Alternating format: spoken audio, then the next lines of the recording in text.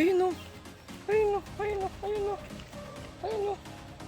Anyway, Happy New Year! Actually, January 2 na ngayon kasi puwet ako gabi. Ay, kahapon. So, tulog lang ako.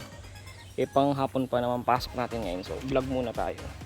So, yung ginawa nating upgrade dito is Cooper ST Max. Hindi yan mud train kasi ayaw ko naman talaga mag mud train dala nga ng may dadaan na motor. Ayaw ko mag mud train kasi nga maiingay. Maganda sana yung Cooper, ay hindi, yung Nitro Trail Grappler na mud train kasi sabi nila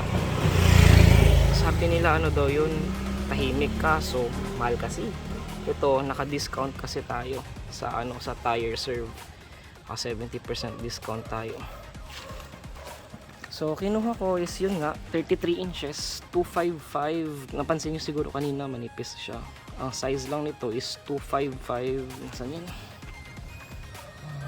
Saan nakalagay? Ito, ayan. Sorry na, baliktad. 255/80/17 para 33 inches siya. Ayaw natin na masyadong mataas. Ayaw natin mag 4 inch. Ang rims naman natin is Method bead grips. Shit, ang ganda niya. Kaso ang mahal. Gusto ko talaga beadlocks lang sana. Kaso iyo. Nausap ako saglit ng nanay ko. Yan. Initially talaga dapat beadlocks lang ako namumurahin. Kaso holidays, ang hirap maghanap ng beadlocks. Sa nainip na ako, bumili na tuloy ako ng bead grips. Bakit nga ba bead grips? Kasi mag off-road nga tayo. Pwede tayo mag air down ng mga 10 PSI. Oh. Ayun, yun yung idea kung bakit tayo bead grips. Pero kung hindi ka naman mag off-road, hindi mo kailangan mag bead grips. Maganda pa rin naman mga rims ng Method. Yan lang talaga. Gina-justify ko lang yung presyo niya kasi kailangan ko. Anyway.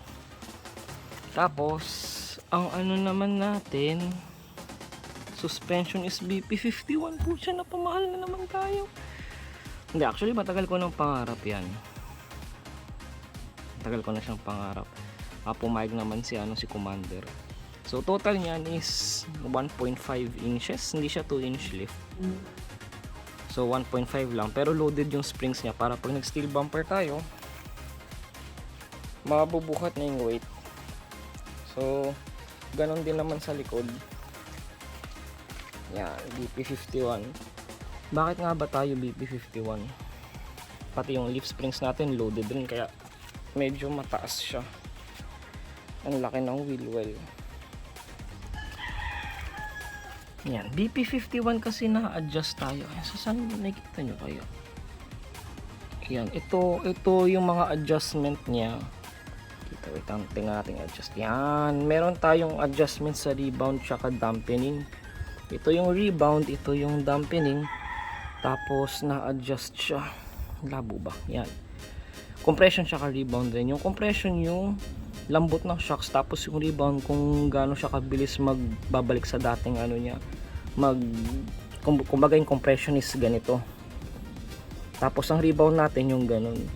So yung rebound ko ngayon is 6, so medyo mabilis siyang bumalik sa dati niyang sa dati niyang posisyon. Yung compression naman ko naka 0 kasi sobrang tigas pa rin kasi nga loaded, para ma-maximize yung pag-compress niya. So ito yung compression, ito yung rebound. Ang current settings ko dyan ngayon is compression ko is 0, rebound ko is 6. So far matigas pa rin pero sana mag-improve siya pag nakalagay na tayo ng mga bakal-bakal sa sasakyan natin. Yun. Upgrades pa na ilalagay natin. Meron na akong biniling may binili na ako kang hood dampener na ilalagay natin dito para pag binuksan ko yung hood madali na siyang iangat. Tapos bukas ba to? Nakabukas. Tignan nyo to, diba galing ako sa Fortuner. Pag binuksan nyo siya, dahan-dahan siya magbubukas. Ito para namang parang cheap. Actually base model siya, so okay lang. May nabibili sa Lazada na 300 pesos ilalagay natin dito para madampen siya, para magmukha ulit siyang social. Anyway, isa pa palang upgrade na balak natin gawin. Ito, di ba sabi ko dati sa isa kong video, ito yung pinakaayaw ko kasi ang bagal niya mag-charge, tas ang lakas humigop ng baterya ng Android Auto. Ang sobrang useful ng Android Auto, so ginagamit ko pa rin siya. Sa ngayon, ang charger ko, ito, 400 watt inverter, nakakonect yan sa cigarette lighter plug dun sa loob. Kaya fast charging pa rin siya. So sa ngayon, yan munang gamit natin. Pero, pag nag-upgrade na tayo, tatanggalin ko to, magti 3D print ako dito ng mga switches kasi kailangan natin ng mga switches para sa accessories na ilalagay natin. Maglalagay tayo ng hood lights, maglalagay tayo ng steel bumper lights, fog lights, tsaka yung overhead lights. Bakit ang rami mong ilaw? Kasi nga nagti-trail nga ako. Kung ano yung dala mong ilaw, yun yung ilaw mo sa trail. So importante yun sa akin. Tsaka tinatakpan naman natin yun, tsaka isi-switch natin kasi alam naman natin na bawal talaga yun sa kalsada. Pero sa off-road, kailangan natin yun. So yun, dito gagamitin ko pa rin yan pang charge ng devices. Lalagay natin yan dito, tapos mga switches dito. So follow kayo para makita nyo kung paano ko siya 3D print. Yun muna yung plano natin. Tapos maglalagay rin pala ako ng fast charger dyan kasi nga ayaw natin to. Ito pang accessories lang, pero pagdating sa cellphone, lalagyan natin yun ng fast charger. Tsaka voltmeter na rin, no? Kasi maglalagay tayo ng baterya sa likod. Ano pa ba? So yung tailgate natin, ito yung isa rin na naging problema natin. Hindi naman siya problema, okay naman siya. Pero pag pagod na pagod ka, sobrang bigat niya. Wala siyang tailgate assist. Ang mga may tailgate assist lang alam ko wild track dito yung nakalagay, yung parang ano nila, yung parang tawag doon, basta yung pampalambot.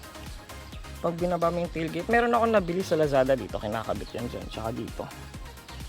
Ayan, para mag-dampen siya. Ilalagay ko yan ngayon kasi video ulit natin mamaya. So yun nga yung upgrades na lalagay natin. Sorry na sa kalat. Ito, naglagay ako ng top mat para hindi masyadong magasgasan. So far, functional naman siya. Hindi nagagasgas yung sahig ko. Kasi nga, hindi ako naglagay ng bed liner. Hindi na siguro, mali, 10k. Sa 10k na yun, lalagyan ko na lang to ng mga protectors para hindi magasgas. Mga transparent siguro. Tapos dito, maglalagay tayo dyan ng mga switches, tsaka mga ports, mga 12 volt ports, USB, Type-C, switches, lalagyan natin yan. Tapos mga LED rin lalagyan natin yan. Actually, ginagawa ko na yung wiring ko ngayon. Tapos, umorder na rin tayo sa kaibigan natin, si paring Mards sa RMS.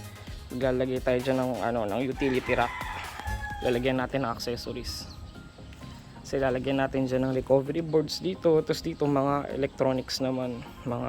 Siguro maglalagay ako ng ports rin para madaling mag-charge, tapos mga switches rin para sa mga ilaw na ilalagay natin.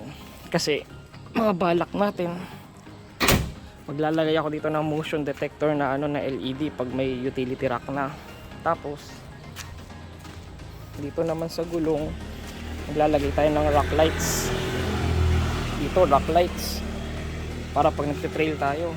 Tapos kumuha na rin ako kay paring Mards ulit ng RMS dito ng rock slider. Maglalagay tayo dyan ng LED strip para pag siguro motion detector rin dito, para pag lumapit tayo sa sasakyan magkakaroon tayo ng LED dito na iilaw pag lumapit sa kotse. Lalagyan ko yun ng switch para i-off ko pag umaandar yung kotse, pero pag aalis ako ng kotse mag-on siya para lahat ang dadaan may tayo lang umiilaw yan, takot sila. Tapos, meron na tayong baterya 100 amp hours. Dito natin ilalagay banda or dun. Bala ko pa rin siyang iangat. Siguro pag nag-river crossing ako, hindi siya mabasa. Bala na. So, yun muna yung mods na ilalagay natin. Papangkul na ko. Isipin ko muna. Wait lang. Yan. Actually, wala na akong maisip. Kasi ayaw ko munang palitan yung dalawa kong headlight. Kasi ang ganda niyan. The best yan. Diyan muna yan. Hindi ko kailangan mag-upgrade ng LED kasi ang ganda ng bato ng ilaw. Nag-highway na ako dyan. Nag-expressway na ako ng Christmas. Ang ganda. Steel bumper na lang siguro pero wala muna sa budget natin. Saka na, dahan-dahan.